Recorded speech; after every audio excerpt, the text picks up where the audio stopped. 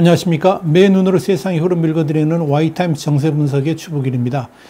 미국 해군 구축함이 또다시 중국이 자국의 앞바다라고 주장하는 대만 해협을 통과하면서 군사훈련을 강행하니까 중국도 전폭기들을 대만 방공식별구역에 띄워가지고 무력 시위를 벌였습니다. 그러면서 이 강대강의 대치 상황이 연출됐습니다. 미 해군 7함대는 18일 홈페이지를 통해서 알리버크급 유도탄 장착 구축함인 커티스 윌버함이 대만 해협에서 국제법에 따라서 통상적인 항해를 했다, 이렇게 밝혔습니다. 7함대는 이어서 대만 해협 통과는 자유롭고 열린 인도태평양을 위한 미국의 약속을 보여주는 것이라 그랬습니다. 그러면서 미군은 국제법에 허용되는 곳이라면 어디든지 계속해서 날아가고 항해하고 작전을 펼 것이라, 이렇게 밝혔습니다. 그런데 이 베트남의 군사 전문가인 류안당이 트위터에 올린 이 커티스 윌버함의 항적을 보니까요, 이 대만과 중국 영토 사이에 중간선이 있는데 이 중간선에 거의 딱 붙어가지고 진행한 것을 알 수가 있습니다. 그러니까 중국 인민해방군이 긴장할 수밖에 없었을 겁니다. 베이징 대학의 SCS 프로빙 이니셔티브도 19일 트위터에 이 커티스 윌버함의 항적을 공개하면서 미군의 P-8A라든지 EP-3 또 RC-135W 같은 이런 정찰기들이 정보를 제공하지 않았겠느냐, 그렇게 추정된다라고 적었습니다. 이번 같이 대만 해협을 직접 관통하는 미국의 항행의 자유작전은 조 바이든 대통령 취임 이후에 5번째로 열린 건데요. 매달 한 번꼴이죠. 그중 2번은 영유권 분쟁을 벌이고 있는 파라셀 제도, 중국명으로는 시사군도라고 그러는데 여기를 직접 통과를 했습니다. 이런 미군의 작전에 대해서 중국은 강력하게 반발했습니다. 중국 인민해방군 동부정부는 담화를 통해서 미국 측의 행위는 대만 독립분자 세력에 잘못된 신호를 주는 것이고 또 지역 정세에 간섭하려는 의도가 있는 것이라 그러면서 이건 대만 해협의 평화와 안정을 해치는 것으로 우리는 이를 단호히 반대한다라고 주장했습니다. 그러면서 동부정부는 미군 구축함의 움직임을 파악하고 면밀히 주시하고 있었다 그러면서 언제든 대응할 수 있는 고도의 경계태세를 유지하고 있다라고 덧붙였습니다. 중국 국영 중국 신문망인데요. 영자지인 이 차이나 뉴스도 그렇게 이제 보도를 했었습니다. 그런데 이 중국 인민해방군은 이런 담화와 함께 자국 전폭기를 대만 방공식별구역에 띄워가지고 무력 시위를 벌였습니다. 대만 국방부는 20일 중국의 전폭기인 JH-7 2대를 비롯해가지고 Y-8 전자전기 한 대, 그리고 Y 대잠기 한 대 같은 총 4대의 군용기가 대만 방공식별구역에 들어왔다가 나갔다, 이렇게 발표를 했습니다. 이 중에서 Y-8 대잠기는 대만을 남쪽에서 반바퀴 둘러싸듯이 장거리 비행을 하고 돌아갔습니다. 아마 미국의 잠수함을 탐지한 것이 아닌가, 이렇게 보여집니다.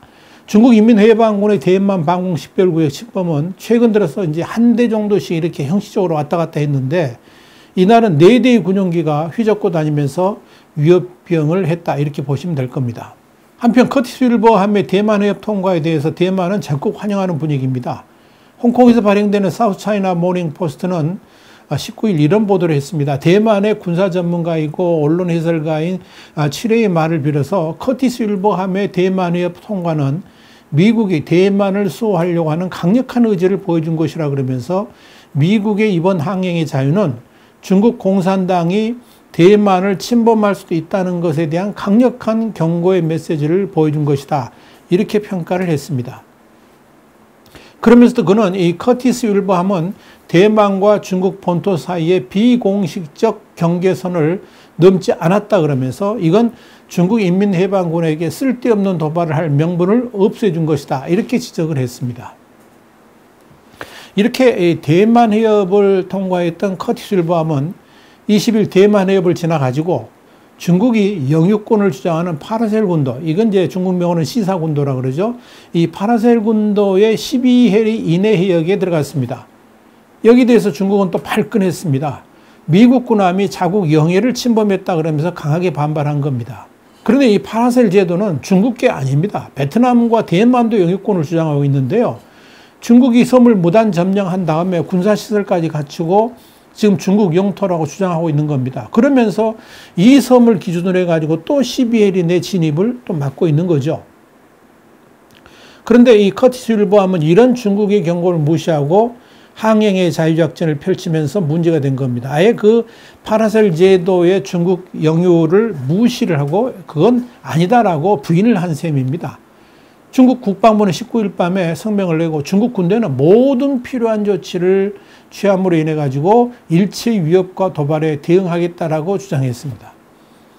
이 커티스 윌버함의 파라셀 군도 진입과 함께 신경이 날카로워 있던 중국 인민해방군은 또 뭐 자존심 세우려고 그런 성명을 발표한 건데요. 중국군의 전함과 항공기가 추적하면서 결국 커티스 윌버함이 이 파라셀 제도 시사군도에서 추방당했다 이렇게 성명을 냈습니다. 그런데 미국 칠함대는 그런 중국의 주장은 전부 거짓말이다. 전면 부인하는 그런 해프닝이 있었습니다.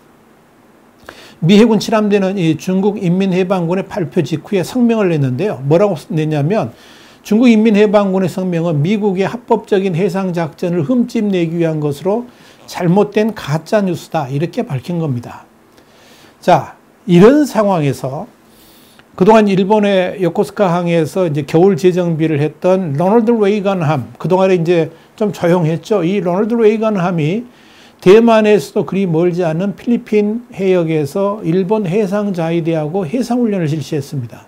지난 12일 모항인 요코스카를 출발한 이 레이건 항모는 순양함 CG-67 USS 실로 그리고 구축함 DDG-97 USS 할시하고 함께 출항을 했는데요. 일단 이번 항해는 159일 정도 이렇게 지속할 예정으로 있습니다. 5달이 좀 넘죠. 지난 11일부터 16일까지 이어진 합동해상훈련을 했는데 이 훈련이 특별하게 주목을 받는 이유가 있습니다. 훈련 기간도 평소에는 2, 3일 정도인데 이번엔 6일로 긴데다가 지난해 3월 19일 취역한 일본의 최신형 방공 구축함인 DDG-179 마야 함하고 같이 공동훈련을 실시했다는 점입니다. 이는 탄도미사일 요격 체제를 갖춘 일본의 자위대 이지스 구축함이 레이건 항모 전단의 일원으로 활약할 가능성을 보여줬다. 이런 점에서 의미가 큽니다. 자, 이렇게 되면 이제 자위대하고 미군과 일체화가 된다는 의미가 되겠죠. 자, 이번 커티스 윌버함의 항행의 자유작전에서도 이제 드러났습니다만은 미국의 대만 수호 의지는 한마디로 강력합니다. 더불어 일본도 이런 대만 수호 의지에 힘을 더하고 있는 겁니다. 여기 대해서 대만과 일본을 공동명체로 보는 시각도 강화되고 있는 것으로 판단이 됩니다. 키시노부 방위상은 21자 니혼게이자의 신문과 인터뷰에서 이런 말을 했습니다. 대만의 상황은 제대로 우리의 문제로 봐야 된다. 그러면서 미국과 함께 중국에 대해서 견제를 강화하겠다는 입장을 거듭 강조를 했습니다. 미국과 일본이 지난달 정상회담 후에 공동성명에 대만 해협의 평화와 안정을 명기했던 것을 재확인한 겁니다. 아울러 니케이는 니혼게이자의 신문이죠. 니케이는 센카쿠 열도, 그러니까 중국명으로 나오이다오라고 그러는데 이 센카쿠 열도하고 대만은 170km밖에 떨어져 있지 않다 그러면서 대만 유사시에 센카쿠 방위 문제에 직결된다는 인식이 일본 내에서 강해지고 있다라고 분석을 했습니다. 이 센카쿠 열도는 중국과 일본 영토 분쟁 지역인데요. 일본이 실효 지배를 하고 있죠. 최근 이 센카쿠 열도 인근 해역에서 중국 선박의 항행이 빈번히 이루어지면서 일본의 경계도 높아지고 있습니다. 자, 이런 상황에서 대만도 갈수록 높아지는 중국의 위협을 막아내기 위해서 미국과의 연대 의지를 더욱 다지고 있습니다. 이런 성향을 보여주는 보고서가 최근 대만군 싱크탱크인 국방원에서 발간이 됐습니다. 내용이 아주 흥미롭습니다. 국방안정보고라는 제목의 이 보고서인데요. 미국과 중국의 군사충돌 가능성이 우려되는 상황에서 양측 간 무력 충돌이 발생할 경우에 대만이 미 해병대의 원정 전진기지로서 중요한 역할을 할 가능성이 있다라고 본 겁니다. 이 보고서는 특히 미국 해병대가 원정 정예 타격 능력을 강화하는 방향으로 개편되고 있다 그러면서 인도태평양 지역에서 전쟁이 발발할 경우에 대만이 미군 원정 전진기지 작전의 핵심이 될 수 있다라고 분석을 한 겁니다. 보고서는 또 대만 해협에서 전쟁이 발발할 경우에 미 해병대는 대만의 화롄, 리다오, 라니 같은 6개 지점에 이동식 발사 차량을 설치할 가능성도 있다라고 전망한 겁니다. 여기 이동식 발사 차량이라는 게 미사일을 말하는 거죠. 보고서는 이와 함께 대만이 중국 인민해방군의 습격을 받을 경우에 미국 해병대가 대만군과 연합해가지고 이미 상륙한 중국군을 앞뒤에서, 그러니까 대만군은 안에서 그리고 미군은 밖에서 이렇게 공격하는 방식으로 대응할 수 있을 것이다, 이렇게 전망을 하면서 이 중국군이 수륙 양용함을 동원해가지고 대만 북부 상륙 작전을 벌인다 그러면 미군은 대만군과 협력하면서 B-1B 폭격기, 또 AGM-158C 대함 미사일, 그리고 BGM-109G 크루즈 미사일 등을 가동할 수 있을 것이다. 이런 아주 구체적인 전투 시나리오까지 제시를 했습니다. 자, 이런 시나리오는 싱크탱크 홀로 이렇게 만들 수는 없는 거죠. 그건 대만 국방부하고 깊은 상의를 한 다음에 만들어진 것이 아닌가, 이렇게 판단이 됩니다. 이 보고서가 대만군의 싱크탱크인 국방원에서 발간된 점이라는 사실을 우리가 감안한다 그러면 한마디로 지금 대만이 미군과 연대한 대중국 전쟁을 어떻게 치를 것인가의 구체적 시나리오까지 이미 만든 것이 아닌가, 이렇게 보여집니다. 사실 이 중국의 공격으로부터 대만을 방어할 수 있는 유일한 방안은 미국을 의지하는 것일 겁니다. 그래서 대만은 원래 애초부터 중국군의 공격이 있다 할지라도 일주일만 버틸 수 있도록 그렇게 전략을 짰었습니다. 일주일만 버티면 국제사회에서 대만에 지원을 올 거다. 그러니까 국제사회에게 대만의 운명을 맡긴다, 이런 전략이었죠. 그런데 지금 미국과 대만 사이의 군사적 협력은 이미 사실상의 동맹관계에 가까운 단계로 진입하고 있습니다. 그런 의미에서 이번 커티스 윌버함의 항행의 자유작전도 눈여겨볼 필요가 있을 것으로 봅니다. 와이타임 정세 분석이었습니다. 다음 시간에 다시 뵙겠습니다. 감사합니다.